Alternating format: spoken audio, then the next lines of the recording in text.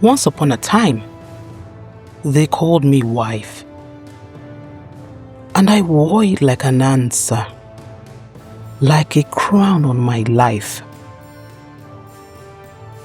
But somewhere between the vows and the silence, I started hearing my own name again.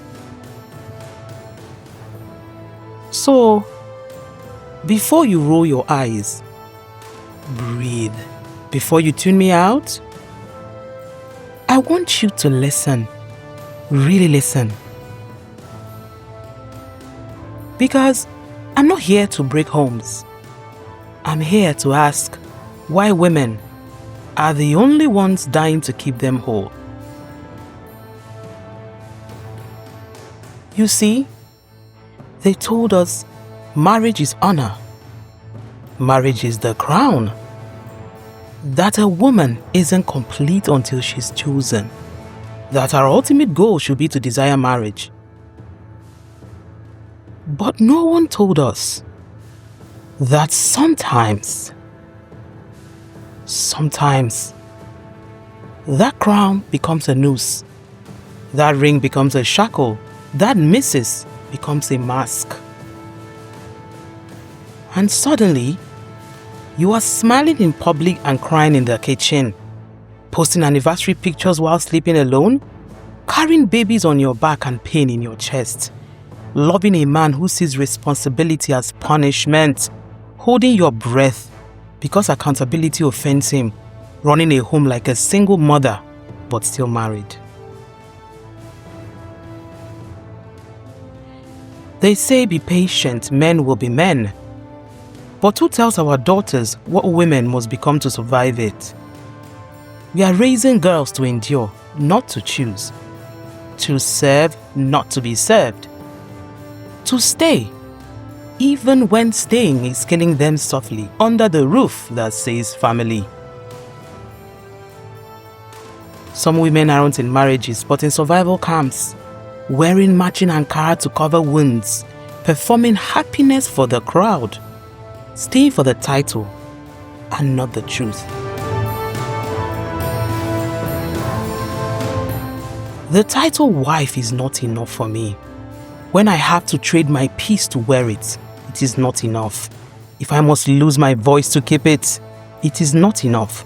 If I must pretend I'm okay when I'm not, bleed quietly, shrink to fit into a box just to make him feel big, it is not enough. If partnership feels like a one-person assignment, it is not enough for me. If loyalty is demanded from me, but negotiable for him. When loving a man feels like raising him, when I have to cover his scandals, apologize for his mistakes, continuous excuses for a grown man, while being grateful for bare minimum efforts. A wife should be adored, not absorbed into someone else's chaos. I know what real love feels like, and this is not its language. If I must go numb to keep a marriage, let the marriage collapse. If silence is the price of peace, then peace is just another form of grief. I don't want to endure. I don't want to exist. I don't want to survive. I want to live. So let me say it clearly, without apology, without regret. The title wife did not work for me.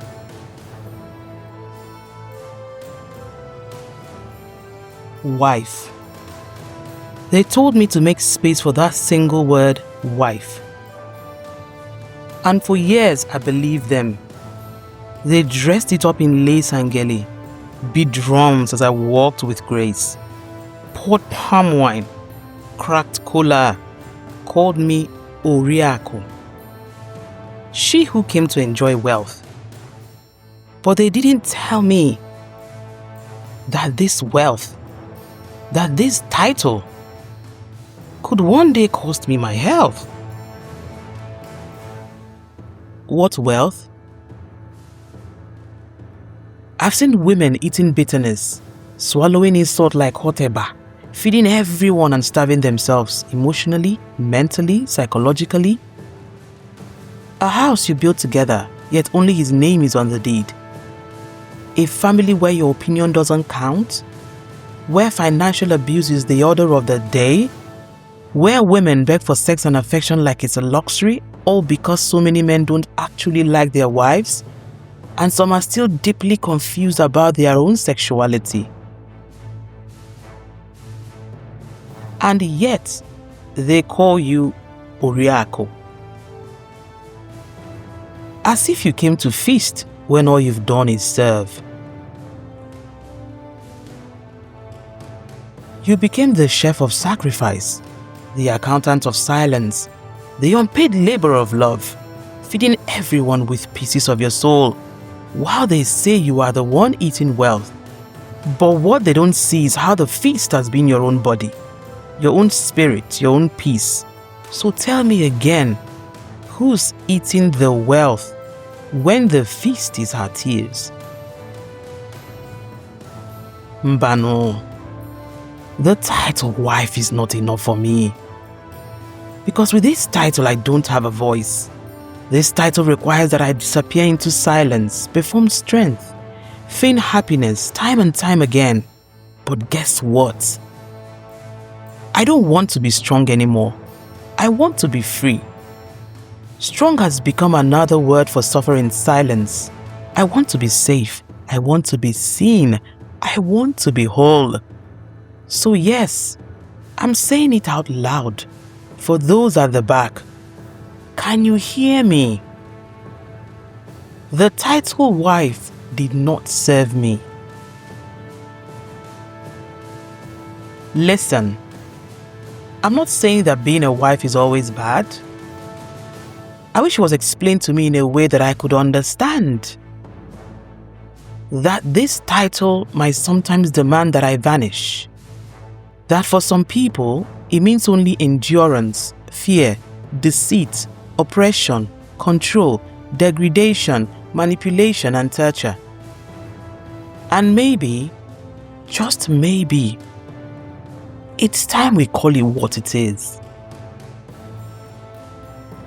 The title wife is not enough for me. This title requires that I take care of everyone but myself, build everyone's dreams while mine dies slowly. And I cannot complain, because to complain means you are not wife material and you cannot hold your home. But I am tired. Tired of seeing women die in the name of keeping their home, with prayers in their throats. Tired of the fake smiles. Tired of negotiating with husbands with no empathy, no capacity for partnership, only control, shame, and emotional starvation. Tired of watching women spend decades managing someone else's dysfunction while calling it maturity and wisdom. Tired of praying for change when the one who needs changing isn't even praying. Today I say no more.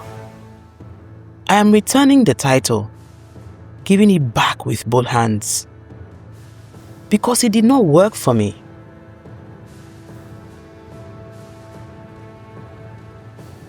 A lot of us were raised well, or should I say, what we perceived as the right way.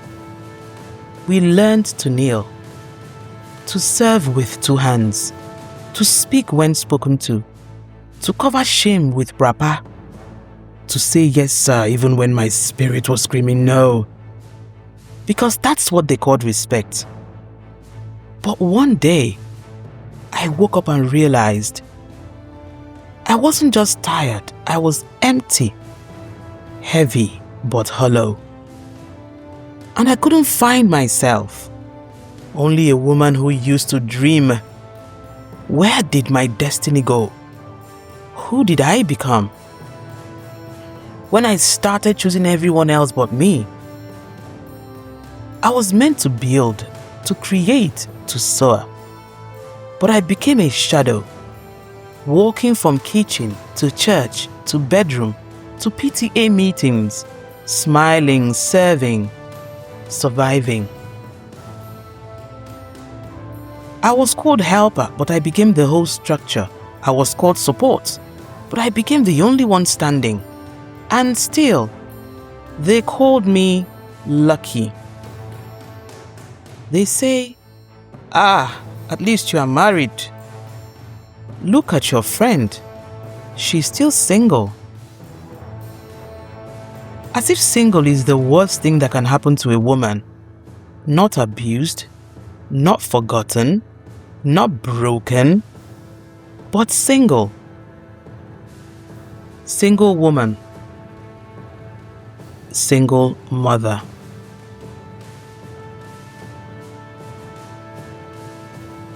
The title wife is not enough for me.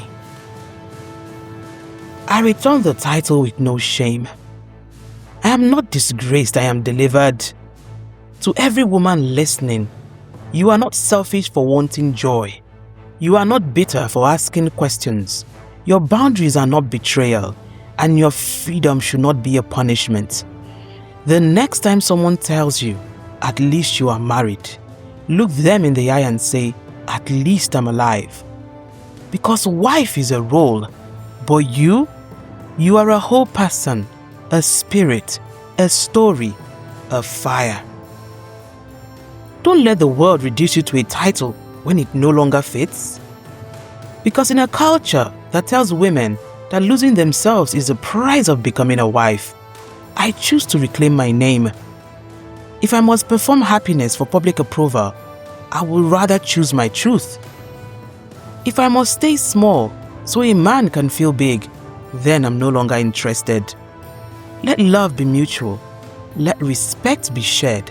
Let marriage be freedom, not fear.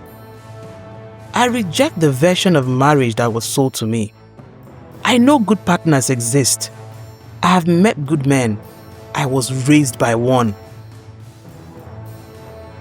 Until then, call me anything but wife. So today, I take my life back, my truth, my destiny. Call me what I am.